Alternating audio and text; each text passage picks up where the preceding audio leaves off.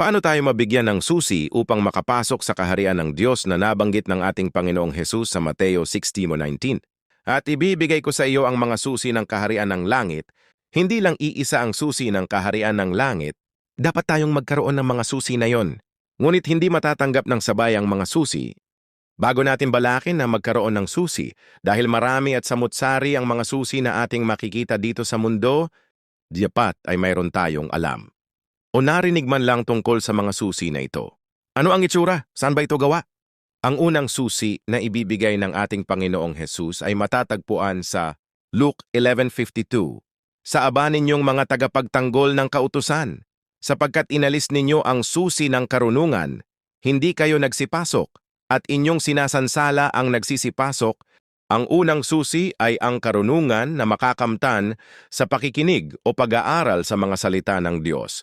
Kaya nabubuo ang pananampalataya. Kung ang unang susi ay hindi pa nakamit, ay hindi pa matatanggap ang pangalawa dahil ang unang susi ay magagamit upang makuha ang pangalawa kung atin itong ginamit ng mabuti dahil sa tayo ay may karunungan. Dahil ang paggamit ng maayos sa unang susi na iyon karunungan ay mabubuksan ang kapakinabangan. Juan 3:3. Sumagot si Jesus at sa kaniya'y sinabi, Katotohanan, katotohanang sinasabi ko sa iyo, maliban na ang tao'y ipanganak na muli, ay hindi siya makakakita ng kaharian ng Diyos.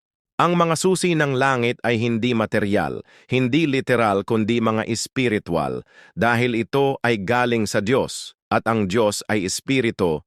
Kapatid kay Kristo, kung meron ka na ng susi ng karunungan sa pagkakilala sa tunay na Diyos, ay gamitin ito ng may pag-iingat at buong katapatan ng hindi masira, upang muling pagkatiwalaan ng Panginoong Hesus na tumanggap at magkamit ng iba pang susi upang makapasok sa kaharian ng langit kung saan ang mga tunay na kayamanan hindi nasisira, at kung ikaw ay wala pang susi, ay meron pang pagkakataon upang ikaw ay makatanggap.